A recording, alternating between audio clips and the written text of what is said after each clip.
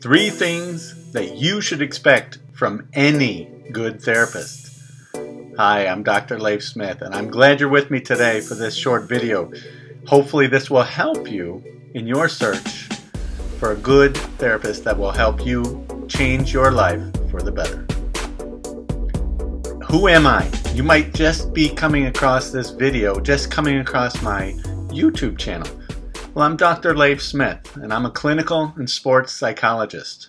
What that means is I've worked with people for a long time on a lot of different issues, and I help people get better, be better, and do better in life, in sports, you name it. So I'm also an author. I wrote the book Sports Psychology for Dummies. That was published in 2010. We are actually revising it now, and the second edition is coming out in January 2022. And I have over 20 years of private practice here in Columbus, Ohio. I have a private practice of my own that I've been working at for 20 years. And so I've seen people from all walks of life. I work with all types of issues. And I also train therapists who are starting out in the field and who want to build their own practices. And so from that vantage point, that's what I'm talking about in terms of where I'm coming from, in terms of expertise on what you, someone who could be going to therapy for the first time ever, should expect from a good therapist. So let's get right to it, because I know that's why you were clicking on this video. Your first expectation: you should expect your therapist to have some sort of personality. What does that mean? Well, why is personality important?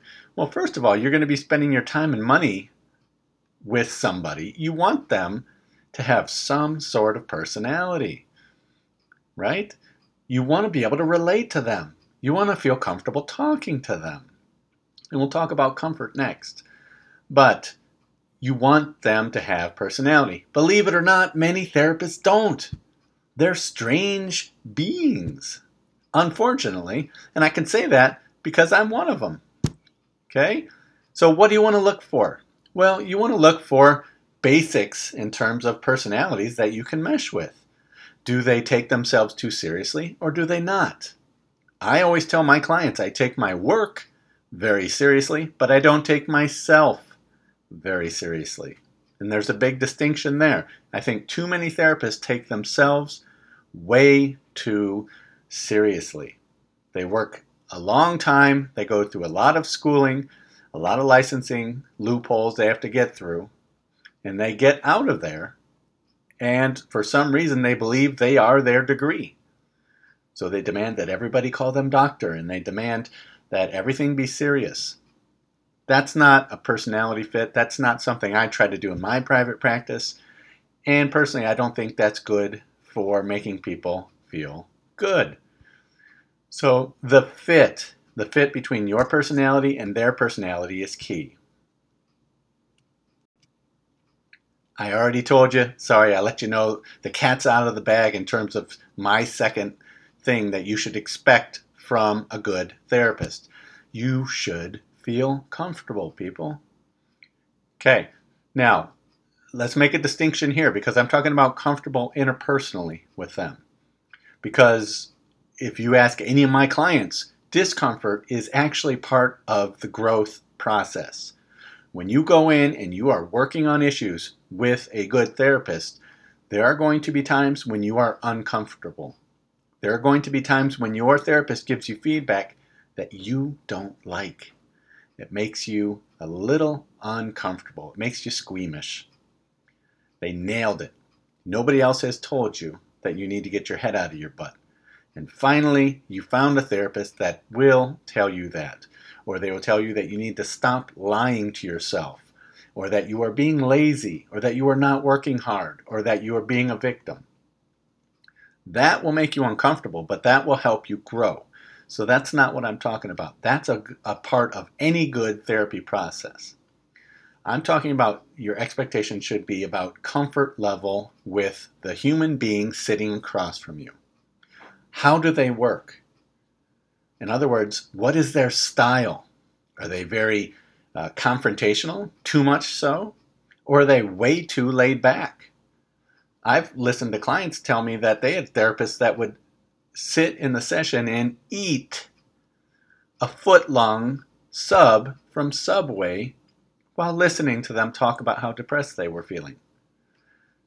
That doesn't make me comfortable watching you eat a foot-long sub from Subway, especially if I don't like Subway, or I don't like subs, or I'm a vegetarian, or whatever, right?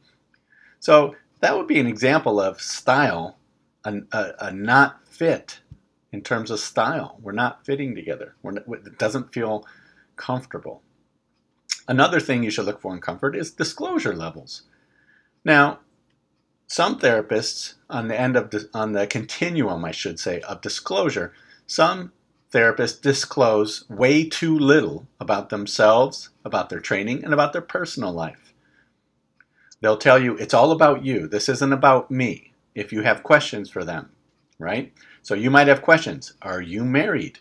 Have you worked with this issue before? Do I make you uncomfortable? Yada, yada, right? There's so many different things you could talk about with your therapist. And some therapists disclose very little.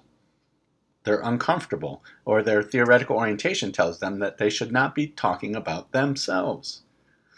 On the other hand, some therapists go the other way and disclose way too much. I was talking to one of my students because I teach part-time also, and I teach a class in abnormal psychology, and she was telling me about when she went to see her therapist, and her therapist spent 20 minutes talking about her new workout routine. The therapist had just figured out a good routine to work out and spent 20 minutes talking about her own personal workout routine. The student was not there to get workout advice. The student was there because of body image issues. And the therapist, having too much disclosure, wasted 20 minutes of time going over things about herself rather than keeping the focus on the client and the issue at hand. Well, you can guess what my student did. The student never went back to that therapist. She just did not feel comfortable. So, physical environment, moving on, is also important. How is their office set up? Is it stylish? Excuse me. Are you comfortable there? Is it too warm? Is it too hot? Do they have wild animals in there? I myself went to see a therapist once, and she had her dog, and I love dogs. I'm a dog guy. Cat people, please do not leave negative comments. Okay? I'm just kidding. But I'm a dog guy, and I was in the first session with her, and her dog was a hairy dog, so it was shedding everywhere, and it was jumping all over the couch with me and lapping at me and things like that, which is fine and dandy if I'm at a Christmas party. But if I'm in a therapist's office and I want to talk about what's going on in my life, that to me makes me uncomfortable. That's way too casual for my comfort level. I never went back to see her after that. So physical environment is important. Do they have rainbows and unicorns on the wall? Is it the old cliched therapist office? Is it wood paneled or is it modern? Is the couch comfortable or is it uncomfortable? These things make up the physical environment, which is important. So it all comes down to trust. The more comfortable you are with their style, with their disclosure levels, and with the environment in which you are sitting and talking to them, the more you're going to trust them. And if you trust them, people, good things happen. So let's move on to my final thing that you should be expecting from a good therapist. You should expect responsiveness. That sounds obvious, but that's not a big part of this profession. You would be surprised how many clients are elated when I call them back for their first session within 24 hours of them calling me. That is my expectation. Get back to everybody within 24 hours. Some of these clients tell me that they tried to get a therapist and that the therapist wouldn't ever return the call, or they would take a week or 2 weeks to return the call. That's not responsive. That doesn't show that you care. So you want it right from the start. Responsiveness and communication. Do they get back to you quickly? Do they respond to you when you ask questions? Going back to disclosure. Do they seem comfortable disclosing certain things that can be therapeutic and can be helpful to you? Are they listening? Are they hearing what you're saying?